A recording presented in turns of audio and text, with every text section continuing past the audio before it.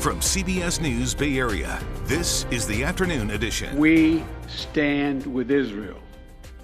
We stand with Israel. That was the president addressing the nation just moments ago. Thank you for joining us on this Afternoon Edition. I'm Ryan Yamamoto. We want to get straight to the violence in Israel and the Gaza Strip. Here's what we know at this hour. More than 1,800 people have died in both Israel and Gaza. Israel says Hamas has taken at least 100 people hostage. Israel continues their bombardment of Gaza City. This is video of bombs hitting a port, and these attacks are cutting supply lines off to millions of people living in Gaza. The UN saying more than 200,000 people have fled that area. And this is drone video that shows high rises in Gaza City just leveled and hollowed out.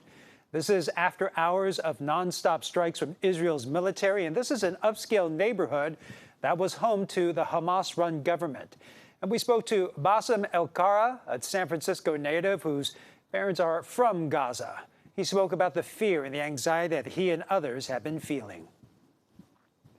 We're hearing entire families wiped out. And this happened in the last war, where folks from California lost, one lost 15 family members, another one lost over 20 family members. And you know, in previous wars, Israelis would do a warning shot first so folks can evacuate their homes or their apartment complexes, but they're not doing that anymore. And this was the scene overnight in Israel as rockets lit up the sky. Hamas has fired thousands of rockets into Israel since Saturday. And the Israeli military says at least 1,000 people have been killed inside of Israel. Officials in the West Bank say more than 800 Palestinians have been killed. And San Francisco business owner, community activist Manny Yakutiel is in Tel Aviv. He had traveled there last week for his niece's bar mitzvah. And today on our morning edition, he said everyone is struggling to explain the war to children. That's the hardest thing, honestly, how this is affecting children, how it's seeing children have to figure out what's going on. They have questions, they don't know, they're afraid.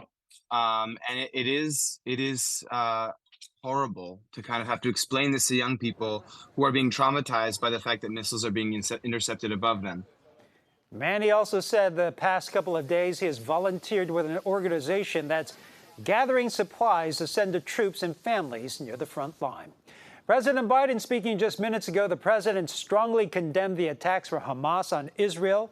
He said the U.S. is positioning the military in the region to be ready to support Israel. He also said security is being increased here at home. We're also taking steps at home. In cities across the United States of America, police departments have stepped up security around centers of Jewish life.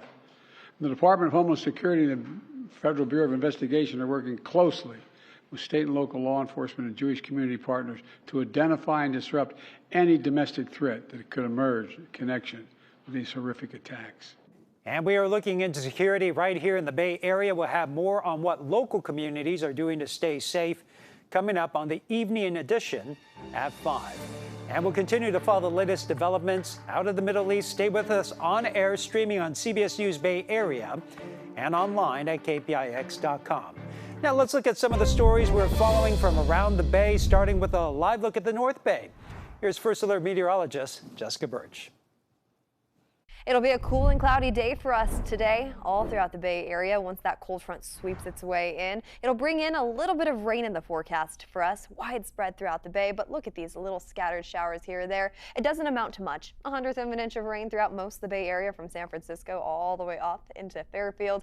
Once we head into the evening hours tonight, it'll clear up. We'll catch a break from all the rain Wednesday, Thursday, heading into Friday potentially. But once we head into next week, a next system moves its way in, and that could potentially give us more rain as early as Monday. We'll keep you updated on that First Alert forecast. All right, thanks, Jess.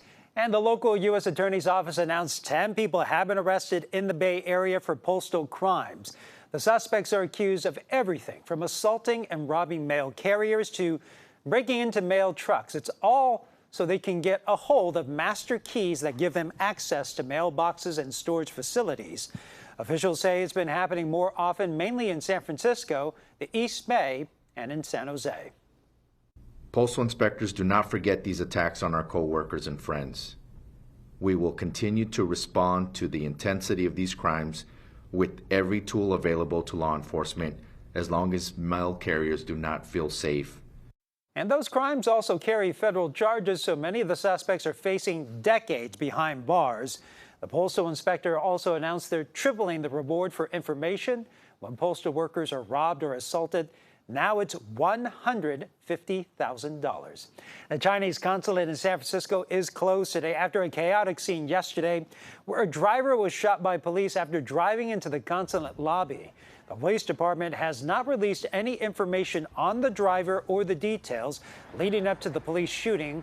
This was the scene there today. You can see the metal door still blocking that entrance. People were lined up outside hoping to get visas and passports. I have somebody leaving tomorrow and I need my passport. I said, I get it, but there's nothing we can do. Got to talk to my boss and see what I should do about my visa. No word on when the consulate will reopen. Both the San Francisco Police Department and the State Department are investigating this case.